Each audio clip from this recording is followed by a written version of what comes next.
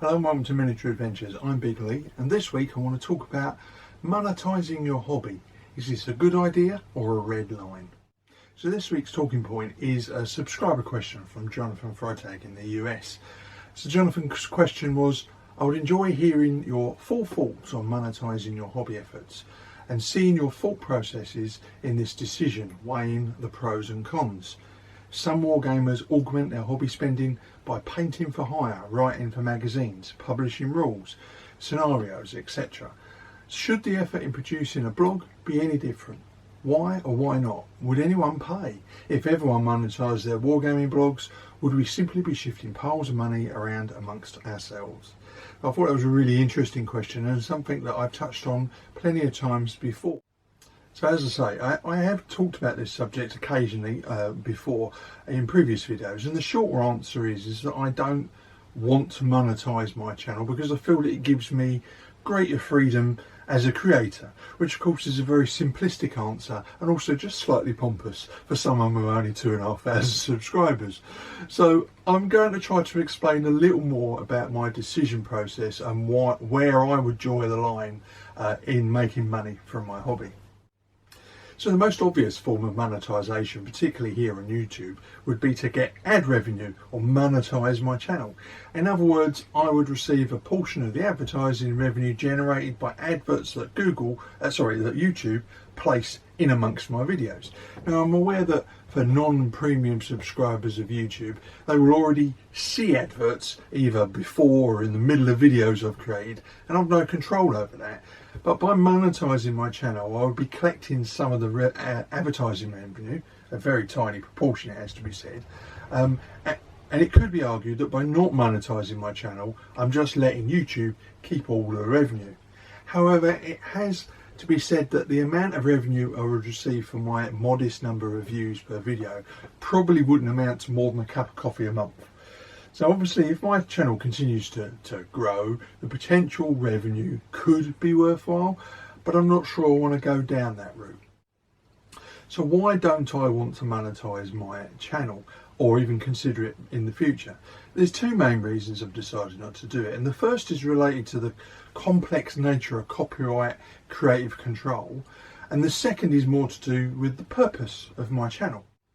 Now, copyright law is not only complex, varies from country to country, but also subject to a lot of misconceptions. By keeping my channel non-commercial, I think it gives me a little more creative control and fewer copyright related headaches, particularly in relation to music, which I often use in the background to some of my videos. There's a lot of supposedly free music that can be downloaded but can still be identified by Content ID software such as that built into YouTube.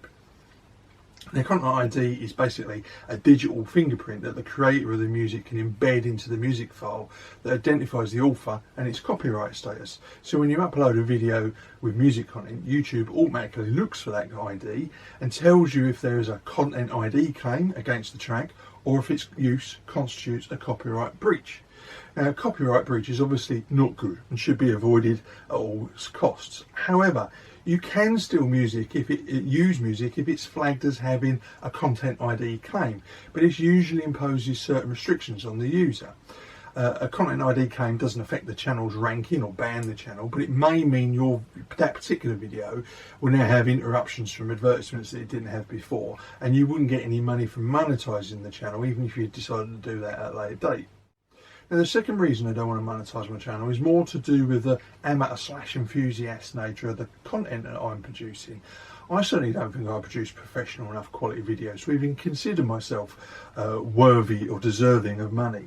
And besides, I create content because I enjoy it, not because I anticipate earning from it. In short, I would be embarrassed to expect or ask for payment for my weekly ramblings and occasional battle reports. Now, this is entirely my own personal choice and shouldn't be taken as a criticism of other wargamers who have monetised their channels. This is a decision that every content creator needs to make for themselves, and we're dependent on the type of videos they produce, how many subscribers they have, and of course how many views their videos are receiving. Now, it is worth saying that there's more ways to monetise your hobby on social media than merely allowing adverts and taking some revenue from that. Product endorsements and freebies from games companies, for example, are a form of paid advertising.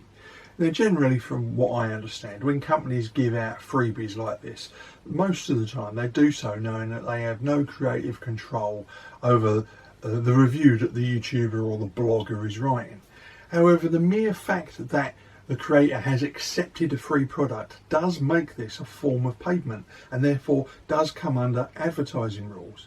And I don't necessarily have a problem with that, providing the reviewer retains creative control over the content they're creating and it keeps to the core theme of their channel. So to give you a real world example, earlier this year I received an email from a well-known Wargames company, I won't name them, that wanted to send me a free product, and it worked out it was about £90 worth, in anticipation of me doing some sort of product review. Now, the product they wanted to send me was actually a sci-fi game, and so I declined the offer because I didn't think it fitted with the sort of content I normally create on this channel, or indeed on my blog. In short, I declined the offer on creative grounds. Now, if I was sent a product for a historical war game, even if it was for a period or a game system that I don't play myself, I probably would have accepted that opportunity to take a look in detail at a product that I've not used before. However, if I did, it would be only understanding that A, I would give an honest review based on my own opinions, and of course any product review based on a free product would be declared upfront to the video users, to the viewers. So to give another example, earlier in the year, 6mm Phil gave me one of his 6mm resin buildings from Slug Industries. Painted the model up and I did a review, but I made it clear that this was a free product that I'd been given it, but also that the positive review I gave the model was entirely my own. Now, of course, I haven't even discussed other ways that wargamers, bloggers, vloggers and podcasters could make money from their hobby. Patreon is a popular way to monetize and finance the production of new content, and indeed I subscribe to several channels in this way, spending money with them rather than on my lesser used magazine subscriptions, which I decided to get rid of. So I've not gone down this route myself, largely for the same reasons I've already outlined. So I don't know much about this as a source of income and whether it be worthwhile doing. Similarly, I haven't explored the use of things like YouTube membership to earn from my channel. So I can't speak directly to the pros and cons of Patreon or YouTube membership, but we'd be interested if you have experience of these particular forms of revenue. So in summary, I have made the decision that as an enthusiastic amateur, I would not be comfortable accepting revenue for my efforts, but I'd happily accept products to review if I retained creative control over the review that I gave. And for similar reasons, I've decided not to use Patreon or YouTube membership to earn from my hobby. So am I being pompous and a little self-righteous, or am I standing up for creative integrity? I'll leave that one to you to answer. I hasten to add, I'm not passing judgment on anyone with a different outlook. Indeed, I'd love to hear what you think. So do you monetize your channel? And what is your take on wargamers making money from advertising and its effect on creative control? Maybe your thoughts on this subject can change my opinion on the matter. So as always, I'd love to hear your views in the comments below. So we just have time for a very quick hobby update. There's not much new really to add that I didn't discuss last week. Once again, I would like to thank everyone who's been contacting me with Get Well messages. They've really given me a boost and reminded me what an amazingly supportive community Wargamers are. And talking of communities, I've been trying out a new social media app called Blue Sky, thanks to an invite code sent to me by Henry Hyde. It looks and feels very much like a well-known social media app owned by a certain Bond villain wannabe, just without the spam bots and the fake accounts. It's still very much at the developmental stage, and joining is currently by invite only as far as I can tell, but many of the wargamers I follow are on X, or I hate calling it X, on Twitter, are migrating over to Blue Sky. For the time being, I'm keeping both accounts, and it'll be interesting to see if this alternative social media app develops off Landers. But in the meantime, if you get an invite code, give it a go and look me up. So we do a quick Workbench update as well. So if you follow this channel, you'll know that I've been working on more terrain this week. I put a video out on Friday. I made a big batch of flexible roads for my medieval gaming again making use of felt as the base material, and we're making all sorts of terrain including fields and streams using felt as the base layer and building everything else on top of that. And as I explained in my video, and of course I urge you to watch it, the inspiration comes from a kid's toy called Fuzzy Felt, which first started being sold in the 1950s I think it was, and reached its peak of popularity in the 1970s, which I'm showing my age. The principle is the felt adheres to a flocked board, or in my case, my fleece battle mats. The resulting terrain, like rivers and roads, adhere really well to the mats and therefore don't move around that much during gameplay. Now I'm waiting for delivery of some more 6mm resin buildings from Leather Miniatures, and if they arrive in time I'll make them my project for next week and subject to my next painting tutorial.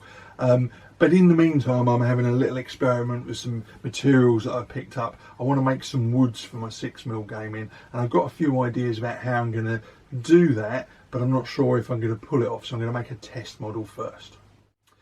So I hope you found today's video interesting, and of course please leave some comments in the comment section below. I always love reading them. If you've enjoyed the video, please like, subscribe and share, and of course if you want to keep up to date with my weekly ramblings, please tap the bell notification icon. So in the meantime, look after yourself, keep gaming, and of course keep rolling high.